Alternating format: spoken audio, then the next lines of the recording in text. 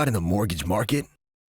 Join us for another episode of FDM Brews to learn more about trends and updates in the mortgage industry that can help you get your clients pre-approved for the home of their dreams. Cheers, guys. Good morning, Cindy. Morning, Cindy. Time for a nice warm cup of brew with Brett and Nitesh. A brew or two or three or four or five, right? Whatever you need to get your day started. I'm up to coffee 5 now. That's why I'm pretty wired. Fill that pot up. Nitesh, you look like you're ready to go out to Miami Beach. Yeah, I know. It's Friday. I wish I was in Miami Beach, but we're still up here in the north. The mid part of the country. It's warmer now, so that's great. It's supposed to hit 90s tomorrow. 90 in May. Yeah. It's crazy. Yeah. So, the thing about that, though, it's shorts and flip-flops weather, so I'm good. Yeah. We're ready for it. Yep. As soon as you leave the office, the coat comes off. Exactly. That's Florida. I'm with you. As soon as I'm out of the office, it's shorts, flip-flops, and a T-shirt. Yeah. I tell you, after this market and the crazy busy days you guys have had this season, I'm sure you're ready for a break and ready to put those flip-flops on. It's been hectic this season. What you got going on? It's been different, right? We've come off a crazy 2020, 21, and business was crazy, as I know, and our DF partners, they were busy. It's kind of a unique marketplace. Now, as we enter into 2022, we have some different challenges, right? Interest rates have gone up dramatically. Inflation is a concern. Last month actually was one of the lower total sales for the month that we've seen in a long, long time. And part of that is driven by some of the changes in the marketplace. And what we want to talk about today is as markets transition, as markets normalize, we need to start sharpening the saw, if you will. It's taking a page out of Highly Effective Habits, 7 Habits of Highly Effective People, right? You want to sharpen the saw. We want to start learning some of the sales basics again. And part of the reason is technology, right, becomes a very effective tool, but too many of us use that as a replacement for our sales efforts, right? We have a CRM, we use technology, we do text, we do emails. It's not a surprise that everybody walks around with a phone like this, staring at their face, right? But we forget some of the sales basics that actually make a difference for us in the sales process. Now, part of that would be, how do we articulate our position to the marketplace? What words are we using? How do we get better at that? So we thought it would be a really good time to revisit that and kind of brush up on some of the phrases or words that make a difference for us in the sales process and bring some of that back into light, because we're going to need that as the market transitions. I can't just put a listing up, get 7,000 offers, everybody willing to pay more. I'm going to have to go back and then maybe a little bit of sales professionalism to make a difference in the marketplace. Time to do that is now, not when the market transitions totally. It's as the market transitions, so we're prepared. And, you're talking about you put the listing up, but you've got to even get that listing first. So correct. Right. These words are so important to build that trust and help someone over the hurdle so that they can join the market and you have a listing. So I think it's important now, especially also on the buyer side, Cindy, because we're starting to hear dialogue about, is this 2008 again? Or are we facing a bubble? Are we ahead of a crash? Or interest rates are up so high I can't afford it? Yes, interest rates are up. Are we facing a bubble? We need to be able to articulate our answers to that, understand what they are, and learn what I'm going to say to the client when they bring up those questions, right? We often talk about 2 things, right? Our business is high tech, high touch. Technology does not replace us. Too many times sales professionals rely too much on technology and we get off of the sales basics, and that kind of diminishes the touch. So I want to have that high touch approach. The second thing we talk about, and it was very difficult in 2020, 21 because we were so crazed, right? You have to spend time working in your business and on your business. And this, what we're going to talk about today, is working on your business, right? Mm-hmm. Brushing up on your sales skills, calibrating some of the, you got the cutest little black cat that just walked up behind us. It's very cool. Glad to have him join us on FDM Brews. Look, she's listening. That's my deal. Mortgages. Right, that's the only person in my life that actually listens to me. I've got a cat that's paying attention. It's awesome. So welcome. And so we want to brush up on some of those sales skills that make a difference for us. Mm-hmm. And I think that focusing in on refreshing your words, refreshing your verbiage, it's so important. And this is just the perfect time to do it. So let's go ahead and jump into this. 10 words that kill your closings. And more importantly, the right words that make sales happen. Absolutely, Cindy. We don't really think about this, but we're going to talk about some of the things that really make a difference and just how important they are. So when we think about words, right? And we'll go over some examples of how people really focus on this, and it just happens to us. But words are the singularly most powerful force available to humanity, right? We can choose to use this force constructively with words of encouragement, and that's really important today. Words of encouragement are very important, or destructively using words of despair. Words have energy and power with the ability to help, to heal, to hinder, to hurt, to harm, to humiliate, and to humble. That's very, very true, especially in our market. What we need to focus on, because you're starting to have concerns in the marketplace of, is it the right time to buy? Are we facing a bubble? Interest rates are high. So our clients are looking for us to encourage them. And honestly, we should, because it's still a great time to buy a home. And that's what we're really going to focus on today. You hear this all the time that, when you control the language, you control the message. And when we look at the news, every day in all aspects of our lives, words matter. People fight over words. Definitions keep changing. Science, politics, culture, media. If we look at the news, we often talk about we don't live in a vacuum, right? But we look at the news and, whether it's science, right, they'll change the terminology to change the message. When you really look at the news, or you really look at what's happening in politics or science, how much time is spent on the words we use? It happens to us every day. The nuance of the words, or what we call things, is meticulously examined and reviewed constantly. This applies to sales as well.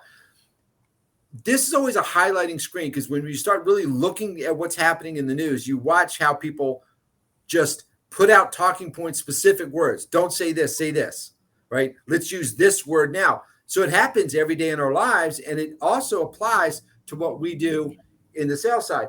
The best example of this is the U.S. government. The U.S. government spends so much time changing words, changing the meaning of something.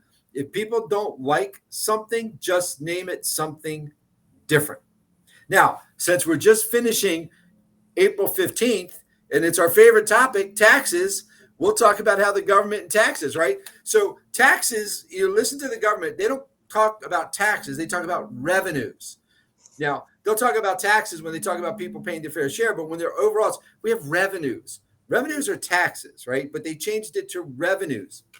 Expenses, because we all worry about government spending, it's investments. We're making an investment in infrastructure. We're making an investment in defense, right? It's spending. Or my favorite is withholding. Withholding is, I'm taking money from you each and every week. Right? That's not going to be an effective message for people, right? So withholdings are, what's withholdings? Withholdings isn't you're taking my money every week, but that's really what withholdings is. You get paid, and we're going to hold a big chunk of that for the government, right? If you sit there and tell people, hey, Cindy, I'm glad you worked all week, we're taking a third of it. You're going to go, well, that's really not fair. But we're withholding it. We're not taking it from you. We're holding it from you. So the government spends a lot of time on researching and how are they going to make the words seem more palatable to us, less threatening. And so we do this. And they're the best example of it. And I could go through a gazillion of them, whether it's energy or science or politics. The government spends a lot of time on, hey, use this word, not that word. And then it gets to the media and it gets to a part of our culture, and it changes how we view things. And taxes are the best example of it. I don't tax you. I just withhold part of your pay.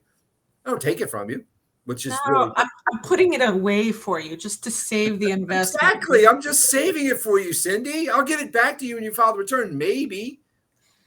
So right now, the home buying process can be very scary. Now, your success, whether you're a listing agent or a buyer's agent, right? Your ability to keep your clients motivated and confident in their decision. What you have to think about, especially now, And the reason I bring it up now, Cindy, is people are freaking out because interest rates are 5.5. Mhm. I will tell you, they're going to hit 6% by the end of the year. That's my forecast. I bet I'm 100% right on that. And a couple of weeks ago when we did Abuse, I said they would be at 5.5. They're there. They're going to be at 6. I wish I was wrong, but I'm not. So our ability to use words to inspire confidence, make your clients motivated, is the key to success. As the market transitions, right, we have to instill confidence in our buyer because we are starting to see a little bit of fracturing, if you will, in their confidence, right? Can I afford it? Is it the right move? Are we at the top of the market? So we talk often that time and motivation equals home ownership. So motivation is a big part of it now. And are my phrases, right? Am I saying the right things to keep our client motivated in the process? Okay. You know, Good, Brett, Cindy. Sorry. before you move on, going back to that last slide, I find in public relations and talking about words, people feel like, oh, I don't want to pressure someone. I don't want to, I don't want to push and force them to do something. And I think it's one of the most important things is to feel confidence and be inspired about the market yourself, right? So Absolutely. As an agent, you've got to believe in what you're doing so that you can help them see the value, right? Cindy, that's 100%. And when we do a lot of real estate training, I tell people, if we don't believe in what we're doing, that is going to get to our clients, right? So Natisha's joined me on a lot of our training seminars, and I believe this, right? Rates are going up. It's still a great time to buy a house. Rates are going down. It's still a great time to buy a house, right? We're in a situation now where the market has been very heated. It's still a great time to buy a house. And there's a lot of reasons that it is, whether it's building equity, whether it's building net worth, where I'm controlling my own destiny. I'm not subject myself to rent inflation, right? There's still a good reason to buy. We have to be confident in that, because I'm even seeing that in some of our realtor partners. Well, the market got really accelerated. Rates are going up. I'm not sure it's a great time to buy. No, it's a great time to buy. And I can give you a litany of reasons why. But you're also 100% right. People don't want to be sold. So we need to help them understand things. And what we're going to talk about today, these aren't pressure things. It's just reframing things so people really understand what happened. So one of the biggest questions that Natisha and I get right now is crash, correction, bubble, or recession, right? You can't turn on the news today without hearing about a recession, right? It's a recession. It's a recession. Inflation is going up. Can't hide it. It is. JP Morgan came out today saying they expect gas to hit $6 a gallon this summer, right? So we're starting to hear concerns about a new crash correction bubble. Is this 2008? Now, 2008 was 14 years ago, but that's fresh in a lot of people's mind. So, okay, we're going to relive that. And one of the FDM brews we're going to do is crash correction bubble, right? So let's talk a little bit about what's happening. Now, there's been multiple corrections. And since I'm old, I've actually been involved in all of them: 1980, 1981, 1991, 2001, 2008, which was a big one, and 2020. And yes, I'm old. So yes, I was involved in the real estate business and all of these. But you're going to get that question. So the right word, folks, is the market is normalizing, right? What does normalization mean? It doesn't mean it's going to crash. Now, do I think that appreciation is going to stay at this crazy level we've been? No. I think the market's going to normalize. The market's going to level off. Historically, the rate of appreciation is about 0.5% above the normal rate of inflation, not the crazy inflation we have today, right? So that would be historically about 3%. Now, during that time period, have we seen it level off or even kind of dip only to recover? The answer is yes. Most importantly, and this chart shows it, is that recession does not equal a housing crisis, right? We had a recession in 1980, housing values went up 6.1%. We had one in 1981, housing values went up 3.5%. We had a slight recession in 91. That was right at the Russian debt crisis. Housing values dropped 1.9%. 2001, we had a recession up 6.6%. Now, 2008, we had a 20% correction. Most people thought it was a lot worse than that, but it was about 20%. But there were other factors in 2008 that drove that process. 2020, we saw values go up 6.6%, and that was before the market went crazy. We started to have a slight recession at the start of the COVID process, but we saw property values go up. So when people ask the question, are we experiencing crash or correction? No, Cindy, you know what we're going to see? We're going to see a normalization of the market. Right now, normalization of the market historically is property values will level off. Demand may kind of wane a little bit, but the market will normalize, right?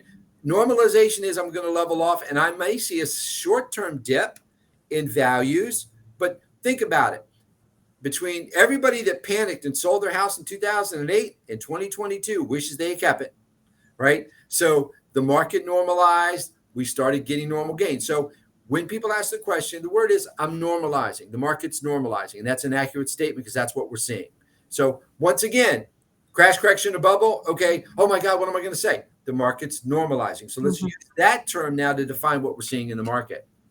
Yeah, and Brett, going back to what you said before, it's not just words that you're using to convince your buyers or sellers of something. This is actually something we believe in, and it's something that we want to share with the agents that, hey, this is what's actually happening in the market. And as you mentioned, if those folks in 2008 had kept their homes, historically, home prices go up. And whether you're in a recession, whether house values are down, investments are still considered if you think long term, and you don't have to shy away from it or talk somebody out of the market when it is truly a long-term investment. And that's a good point, Natish. And Cindy, what's interesting is in 2008, I was telling people, don't sell your house. And I was a contrarian to everybody in the market. They wanted to do a street default. I'm underwater. I got to get out of it. I'm like, keep your house. It makes no sense for me to sell your house and then go rent somewhere and pay somebody else's investment in real estate. What brought that to light too, and Natish and I talk about this in other events we do, is that the same people that I was trading with on Wall Street in 2006, 2007, 2008, that told me in 2008 that mortgages weren't anything and real estate wasn't worth anything, when Bear Stearns closed or Shearson Lehman closed, those same people went to Citadel, Fortress, large hedge funds and started buying real estate. I mean, wait a minute. You spent last year telling me real estate wasn't worth anything. Then you went to a hedge fund. Now you're starting to buy real estate, right? So we talk about following the smart money, thinking, okay, that just tells me we should all be investing in real estate. You're still seeing that now. Citadel, Fortress, and other hedge funds are still buying, especially investment property. So they believe that the investment in real estate is still a strong investment. All right, now, what we're dealing with now is rate shock. Now, this one is perplexing to me, Cindy, because I bought my first house in 1979. Interest rate was for 22%. I can't even fathom that. Yeah. Nobody can imagine that. But guess what people were still doing when rates were 22%? Buying houses. I just told you, right? You're buying a house, right? So now 5.5%. Oh my God, interest rates are so high. So part of that is what we saw, right? So at the really low point of rates, they were 2.96%, right? Now we're looking at 5.5%, and everybody is freaking out. So when they sit there, we're hearing it now, and it's just a comment on rates are too high, rates are too high, rates are too high. Okay, what's my answer to that? Well, you know what? It's not rate today. Rate is a deal killer, and that's only because people are conditioned to ask for rate. Rates are 5.5%. You don't fill up your gas tank on rate. You fill up your gas tank on your cash flow and affordability. So when we start talking about rate, what we want to do is we want to get off rate, because that's a no-win proposition. It was 3%. Now it's 5.5%. It was 3%. Now it's going to be 6%. Okay, I can't hide that. But you know what I need to focus on now is affordability. So when we start talking about rate, say, you know what, Cindy, rate's important, but we really, really need to focus on affordability. Two things we want to bring up. What are you paying in rent, especially for first-time home buyers, right? And if you can buy a home for equal to or close to what you're paying for in rent, it's what you should do. If they're not a renter or they're looking to move up, then the question is, well, what payment are you comfortable with, right? I can't control the rate side. So my phraseology, my verbiage needs to be focused on affordability and comfortable. And what are you comfortable with? Those are two different things, right? The rate doesn't matter. You got to get them off the rate discussion. I'm not selling anybody. I'm just getting to what matters. They ask rate because what they're conditioned to do. They ask about rate because it's what they hear about on the news. What's important is affordability and a payment they're comfortable with. So what I want to do when I'm having that discussion is, yes, you know what, Cindy, rates have gone up a little bit. But you know, that's a trend that's more than likely going to continue. What's really important for us now, let's focus on what's affordable for you and what's comfortable for you. So if I may ask, what payment are you comfortable with? What are you paying now, right? Because if I can now put them in a position where they can afford a new home and the payment is comfortable for them, then rate becomes immaterial. This is very important because I will tell you, rates are going to go up. That's huge. Okay. Now, Nitish, one of the biggest challenges to home ownership is credit, right? And historically, it's been that. And we talk about it all the time. And Brett says he started in the industry. I don't know how many years ago, Brett, but 37, Nitish. Thank you very much. even back then, the two challenges were primarily credit and assets. And now they're still the same things. And again, going back to what Brett said, high tech, high touch, when you're making that contact with your buyers and sellers, you want to use the right words. And if someone hears bad credit, it's going to, pull them back a little bit from the process. But instead of saying bad credit, say challenge credit, because that's really what it is. Time and motivation equals home ownership. So if someone has challenged credit, that's not something that's going to stop the process. It's what are you going to do about it? What can you do about it? You have credit challenges. Well, let us help you fix it. Right. So, going to the next slide, Brett, basically with credit is just a snapshot in time. So with a month from now working on your credit or 6 months from now, that snapshot can change. So what your credit looks like now doesn't necessarily mean that's how it's going to look forever. So telling them they have bad credit and maybe pulling them back from the process means they have not done anything to improve their credit. Now, yeah, go ahead, Brett. It's important. The NBA did a study. There's a large percentage of millennials and Gen X that don't want to engage in the mortgage process simply because they're afraid to be told they have bad credit, right? I joke sometimes it's very difficult to tell somebody who got a trophy for finishing in 15th place that they have bad credit because it becomes defeating to them, right? They haven't been told anything. So that really was a study done by the NBA that they don't want to do that. And the reality is most people don't understand how credit works.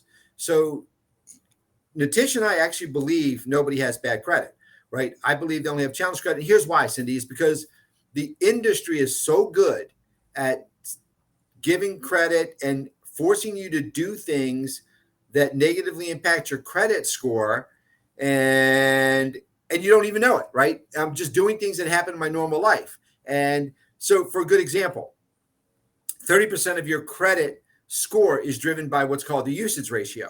So when you use your credit card and you get close to the limit, what's the credit card company do? They send you a congratulatory notice going, hey, Cindy, congratulations, you've been a great customer. You now have $3,000 of credit. And you go, yay, big screen. And your score goes down, right? So they trick us into doing things in normal day-to-day life that negatively impact our credit score. So you're not bad credit. You just don't know about it. So you have a challenge credit. Right. And, as Brett mentioned, most people don't know about it.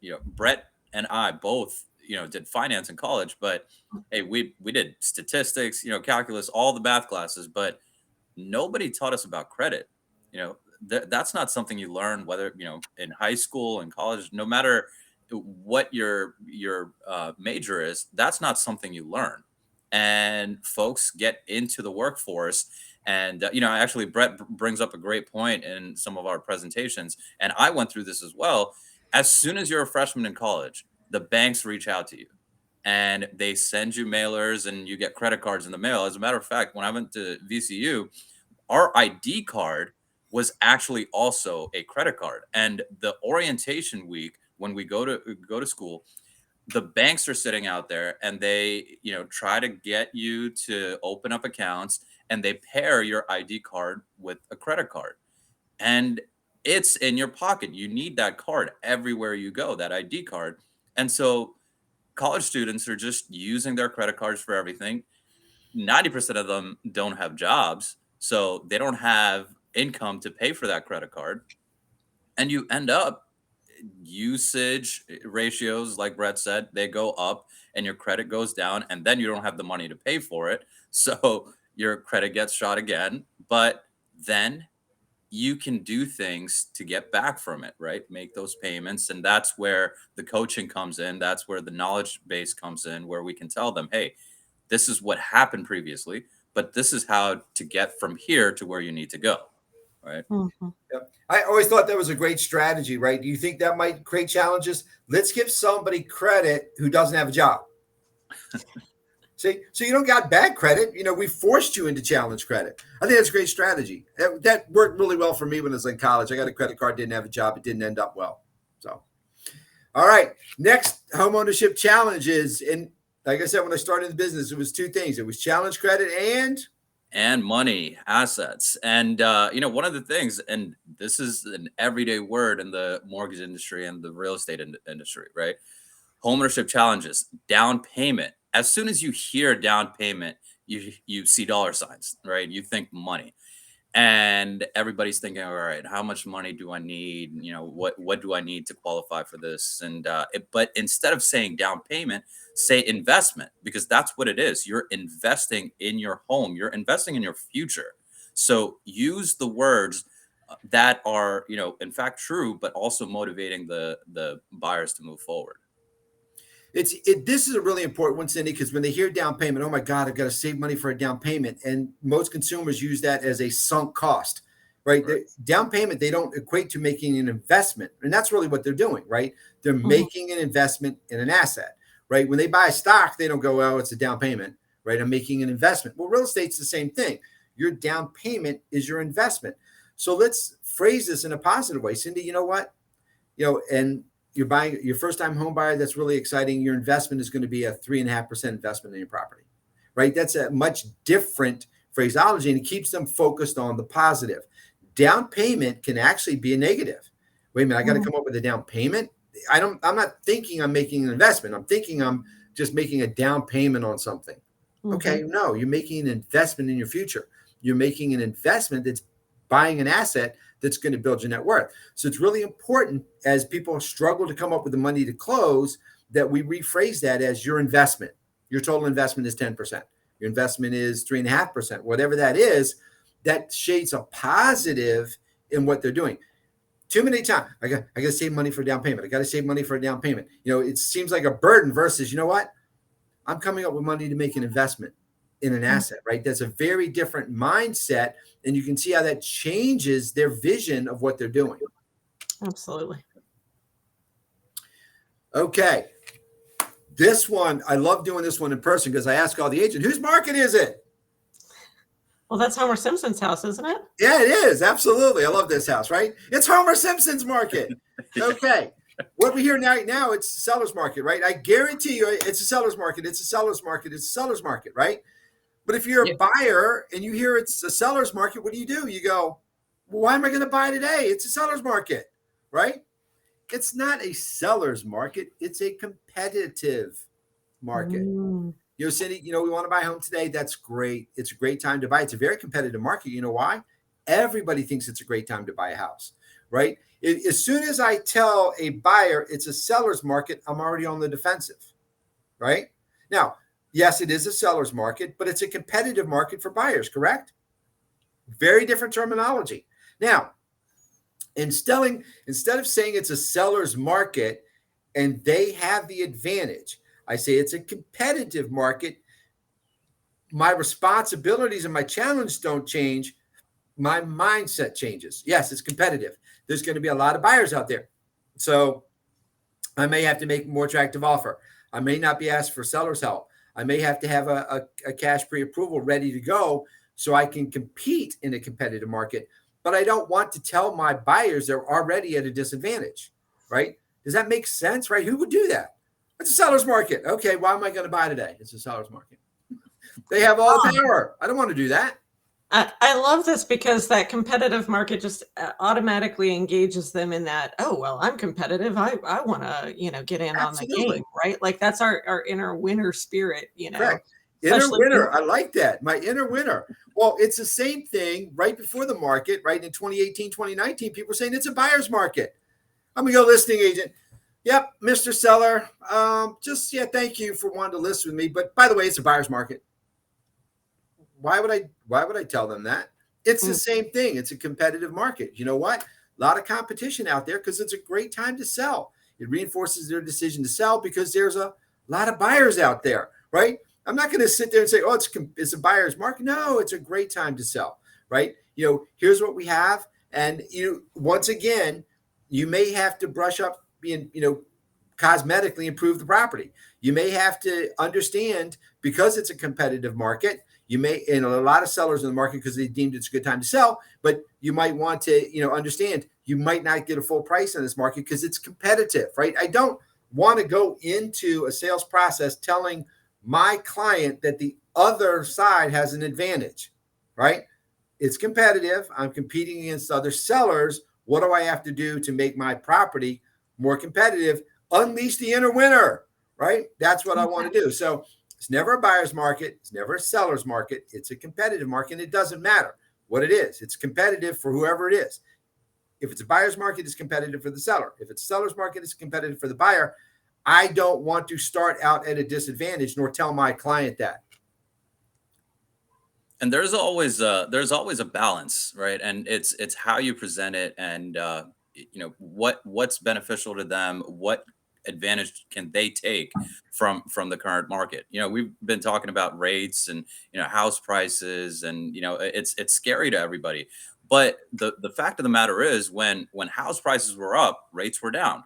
So there is still that benefit. Yes, sellers are taking advantage of the high prices, but buyers were taking advantage of the low rates. So there's an advantage to both sides. And then the flip side is when rates go up, house prices go down. So it's how you look at it. It's where you are in the market. You look at a payment on a $500,000 property at 3% interest rates, but then if you change that, if you look at a payment on a $700,000 property at 6%, look, it's still balancing out. Market changes. It's just where you are at that point in time. And, at the end of the day, as Brett has mentioned, long-term values go up anyways. So it's an investment regardless. Thanks, Tish. And that's a great comment, right? There's the elasticity of the market based on what's happening, and it creates advantages. So along those lines, once again, how do we use things, right? There's 7,000 flipping shows on television, right? You see that. It's great. It's wonderful. I watch them all the time. And but when you're talking about a fixer upper, a lot of times we hear this: need TLC, fixer upper, needs work, right? Now, in the market that isn't as crazy as it is, maybe we have to rethink about how we're looking at that. So, Natish and I talk about flipping yourself, right? Somebody buying a property that needs work, doing the repairs that an investor would do. And instead of flipping it and building all this equity and flipping it to somebody, build all that equity and keep yourself. So maybe some of the language we could use, instead of needs work or fixer upper, maybe it's an investment opportunity, right? I'm making an investment myself, just like a flipper would, right? I'm going to buy the house. I'm going to make it my own, and I'm going to create all this equity, and then I'm going to keep it. Or maybe it's an opportunity to design your dream home, or pick your options, or it's ready for your personal touch, right? It's a fixer upper. Okay, well, that's great. I'm not going to look at that because I'm not ready to do that. But you know what? This is ready for your personal touch. You can pick out all your appliances and your carpet and your cabinets, right? That's exciting with a new home buyer. Well, can't that be for somebody that needs a little bit of tender loving care? Maybe it's time to pick my options. Maybe it's time to make my dream home. Maybe it's time to make my own personal investment. Right? Why am I going to buy something from somebody that bought a house, fixed it up, got all the equity out of it? They're going to get a financial gain when I can do that on my own, right? Once again, just simple changes in how we approach things gives us a total different thought process on what I'm looking to do. All right, this is a big one for first-time home buyers, Cindy. And we talk about this because we do a lot of work with grant programs. Now, somebody buying a $2 million house in Naples paying cash doesn't need this, but there's a segment of the market, like in Bonita Springs and other, where people want to enter the housing market, and cash is a issue. Like Tish said, the two biggest challenges to home ownership, Tish, are credit and assets. Credit and assets. Cash and credit hadn't changed. It was that way for me in 1979. It's that way in 2022. Hadn't changed, right? So what we want to do is there are grants and assistance available, but a lot of buyers think, well, I don't want to do that because I don't qualify. That's for low income people. There's sometimes people look at it as a negative connotation. I'm like, wait a minute, it's free money, right? I don't care how affluent you are. It's free money, right? It's other people's money. So you have these assistance available. We need to change their mindset. It's not for low to moderate income people. It's designed to help people enter into the housing market, and it's free money or other people's money. So we're creating leverage for that. So we want to get away from some of the negative connotations with a grant program. It's not a handout, right? It's an investment in our community, and it's other people's money to help me, free money, if you will, to help me become a homeowner. And that's an important part of it. We got to get rid of that negative connotation relative to down payment assistance. So in this market, Cindy, and we talk about it, I ask people and agents all the time, go on a negativity diet, right? Rates are going up, get out of the negativity, right? Sometimes I've heard agents, well, I'm just keeping it real for my clients. That's not what they're looking for, right? They don't want to be told rates are going up, it's bad. What they're looking for is us to reinforce their decision to buy a home. They're not looking for reasons not to buy. They're looking for reasons to buy. In this market, right, which is very different, we need to instill that confidence. You had said something early, Cindy, and this is 100% true. First, I have to believe it. If I don't believe it's a great time to buy, which I do, right, it's going to come out to my clients. So the first thing is, do you believe it? The second thing we need to understand is our clients now are getting to the point after this rapid rise in interest rates, as this accelerated appreciation, is it a great time to buy, right? Yes, it is, right? And we need to do that. So they're not looking for every reason not to buy. They're looking for us to instill confidence in them that it's a great time to buy, right? Also, when you're talking to somebody and you're showing them a property, change the focus, right? Words matter. Don't say, oh, what didn't you like? Why am I going to ask that question, right? What would you do to make the house perfect, right? That's a switch in just a few words. It goes off the negativity diet. Well, Cindy, what didn't you like? Okay, I'm already telling you didn't like the property, right? Cindy, you know what? We walked around. Well, what would you do to make this house perfect, right? We need to change their focus, right? Finding inventory right now is hard. So instead of what didn't you like? Okay, yeah, you didn't like it. Let's move on. What would you do to make it perfect? Change the focus, right? Can you see how just a simple change in words makes a huge difference in their mindset, right? One of the things one of my business coaches has done just to help shine the light on that mindset is pick one of the words. If you pick one of the words that we've been talking about today and it just resonates like, wow, that did come across negative, like listen to yourself over the next 30 days and count how many times you say that word, and it will be eye-opening. Like you don't even subconsciously, you don't even realize how often you're saying, well, we didn't like this, or what would, what's what wrong? Would you do different? It's funny, Cindy, because we hear it all the time in our office, right? It's a seller's market. I can't get inventory. Rates are going up, right? So what happens is unconsciously now, then we take that and we transfer that to our clients, right? So it's really important for us to get on that positive energy bus, the kind of blog I put out last week, right? And let's focus on things that build confidence in our clients buying or selling that it's the right thing to do, right? Go on that negativity diet. And that also helps us in our own personal life, if I might digress, right? I can focus on everything that's going wrong, or I can focus on everything that's going right, right? So work's gotten really difficult. Oh my God, work's tough. So instead of thinking about that, thinking, you know what, how lucky I am to have a job in this market, right? It's tough. Well, it's really crazy. You can't find inventory, blah, blah, blah. Okay, well, what if it was like 1979 and no transactions were getting done, right? I'm happy that the business is booming right now, right? So we focus on the positive, go on that negativity diet, and it has a huge impact on our life, both in a professional and a personal level. So, Cindy, you brought this up earlier. Nobody wants to be sold, right? We want to solve problems for our clients. Our goal is to solve, not sell, never put them in a position where they feel pressure. I think part of this verbiage that we use, right, helps us do that, right? It changes our focus to positive problem solving versus I'm using language that sells, right? So what we want to do is, it's a better way to win. Go back to basics. Remember, every time we sell a home, you're changing somebody's life. I think that's important too, right? We just don't sell real estate, right? The single biggest asset for the average American family is their house, right? Their single biggest safety net is their house. Building generational wealth is their house. So when we do this, what we do for people, regardless of where the market is, we're changing our lives in a positive way. That's the other thing we want to keep in our mind, folks, right? Regardless of what market conditions are, what I'm doing is changing a family's lives. Maybe I'm putting them on that path to build generational wealth for the first time. That's a huge win for everybody in the marketplace. So with that, think about this. Be positive, kindness, compassion, life, the power. Think about those things because they make a huge difference in our sales process.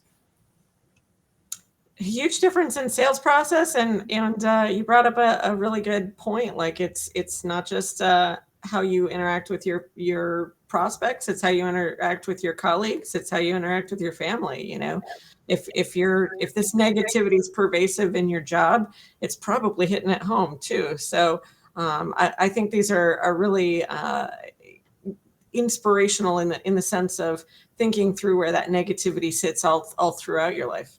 Absolutely. Absolutely. Cindy, there's a great book called The Energy Boss. It's all about positivity. You folks read it. Short read. It's good, but it talks about how do I frame things? Am I staying positive?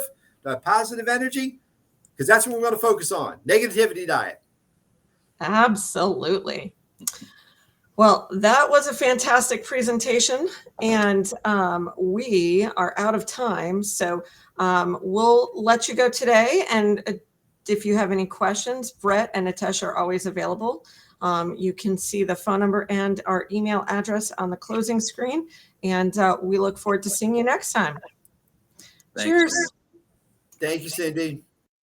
Thank you for joining us for FDM Brews. Our team is here to answer your questions. Just call 239-359-6590 or email us at dfry@fdmhome.com.